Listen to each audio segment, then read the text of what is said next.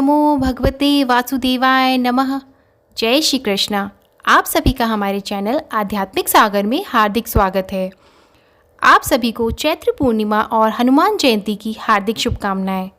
आइए जानते हैं साल 2023 में चैत्र पूर्णिमा का व्रत कब है, किस दिन रखा जाएगा और तिथि कब से कब तक रहेगी। हिंदू धर्म में किसी भी पूर्णिमा तिथि का विशेष महत्व है। हर एक महीने में एक और पूरे साल में 12 पूर्णिमा तिथि होती है। साल की हर एक पूर्णिमा तिथि में पूजन का विशेष महत्व है और उनका फल भी अलग मिलता है। हर एक तिथि अपने आप में खास होती है और इसमें विशेष रूप से विष्णु जी के साथ माता लक्ष्मी का पूजन किया जाता है। चैत्र महीने की पूर्णिमा तिथि सबसे मुख्य मानी जाती है क्योंकि हिंदू पंचांग के अनुसार चैत्र का महीना साल का पहला महीना होता है और उसे पूरे माह भगवान विष्णु और माता लक्ष्मी का पूजन फलदायी होता है। यही नहीं, चैत्र पूर्णिमा के दिन हनुमान जयंती भी होती है, इसलिए इस दिन उनका पूजन भी विशेष रूप से फलदायी होता है। अब जानते हैं चैत्र पूर्णिमा का पूजन समय। चैत्र पूर्णिमा 2023 की तिथि 5 अप्रैल 2023 को मनाई जाएगी। चैत्र पूर्णिमा आरंभ 5 अप्रैल को प्रातः 9:19 पर, चैत्र पूर्णिमा समापन 6 अप्रैल प्रातः 10:04 पर। चूँकि पूर्णिमा तिथि पूरे दिन के लिए 5 अप्रैल को है, इसलिए इस दिन व्रत रखें, शुभ होगा। उदया तिथि के अनुसार पूर्णिमा 6 अप्रैल को है, इसलिए इस दिन प्रातः पवित्र नदी में स्नान करना फलदायी होगा। चलिए अब जानते हैं चैत्र पूर्णिमा का महत्व। चैत्र पूर्णिमा को हिंदू नववर्ष की शुरुआत के बाद पहली पूर्णिमा के रूप में माना जाता है। इस विशेष दिन पर विभिन्न स्थानों पर लोग हनुमान जयंती भी मनाते हैं, जो लोग भगवान हनुमान के अवतरण का दिवस माना जाता है।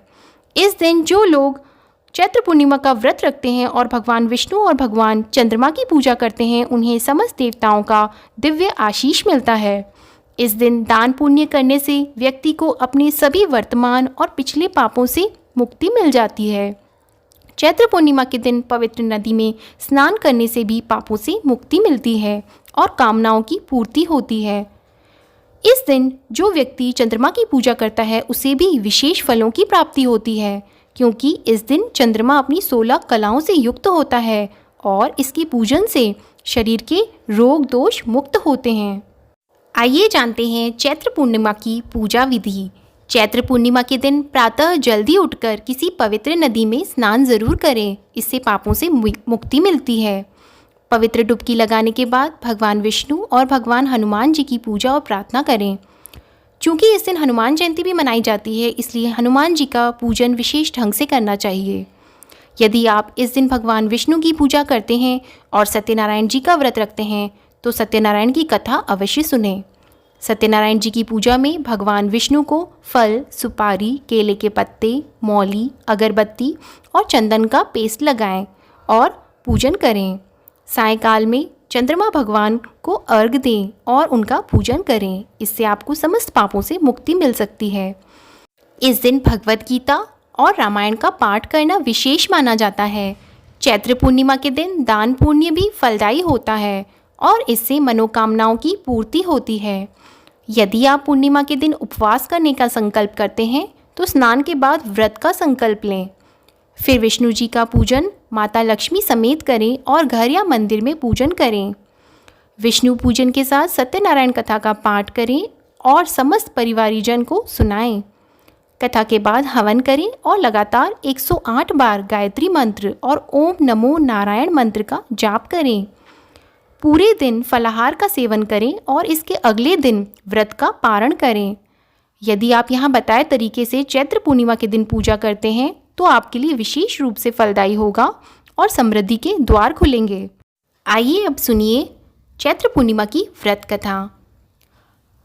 एक नगर में सेठ सेठानी रहते थे।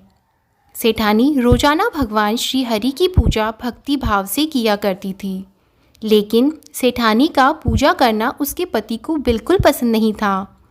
इस कारण एक दिन सेठ ने उसे घर से निकाल दिया।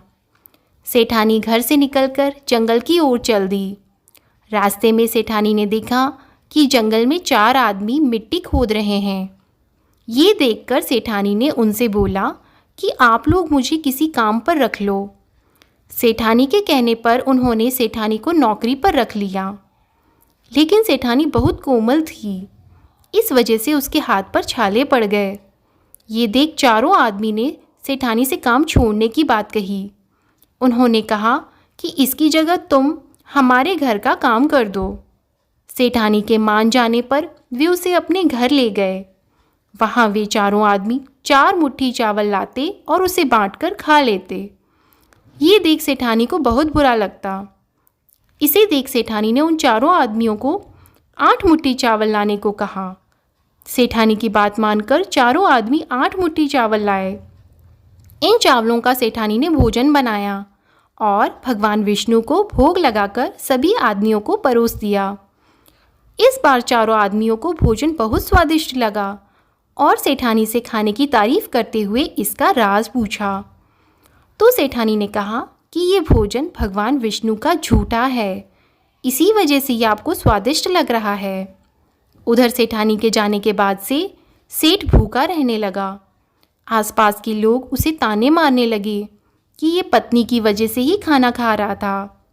लोगों की बातें सुनकर सेठ सेठानी को जंगल में देखने निकल गया। रास्ते में उसे वही 4 आदमी मिट्टी खोदते हुए दिखाई दिए। सेठ ने उन्हें कहा कि तुम मुझे काम पर रख लो। तब चारों आदमी ने उसे भी काम पर रख लिया। लेकिन सेठानी की तरह मिट्टी खोदने से सेठ के हाथों में भी छाले पड़ गए। ये देखकर उन्होंने सेठ को भी घर का काम करने की सलाह दी। सेठ भी उनकी बात मानकर उनके घर चल दिया। घर पहुंचकर सेठ ने सेठानी को पहचान लिया, लेकिन सेठानी घूंघट में होने के कारण सेठ को पहचान नहीं पाई। हर दिन की तरह इस बार भी सेठानी ने भगवान विष्णु को भोग लगाकर सभी को खाना परोस दिया। लेकिन जैसे ही सेठानी सेठ को खाना परोसने लगी तो भगवान विष्णु ने सेठानी का हाथ पकड़ लिया और कहा कि ये तुम क्या कर रही हो।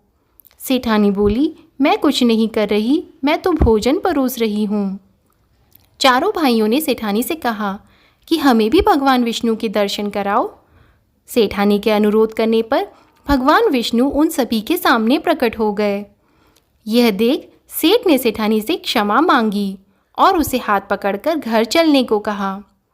तब चारों भाइयों ने बहन को बहुत सारा धन देकर विदा किया।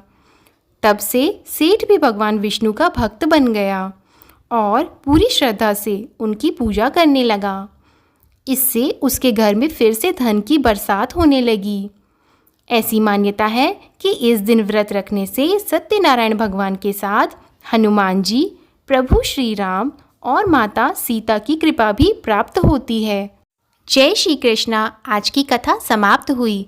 उम्मीद है आप हमारे चैनल पर देवी भागवत कथा और एकादशी की अन्य कथा सुन रहे होंगे। नहीं सुन रही हैं तो आप हमारे चैनल पर अपलोड की हुई वीडियोस देख सकते हैं और हमारे चैनल पर इसी तरह की कथाएं सुनने के लिए हमारे चैनल को सब्सक्राइब करें और बेल आइकन को भी दबाएं। धन्यवाद।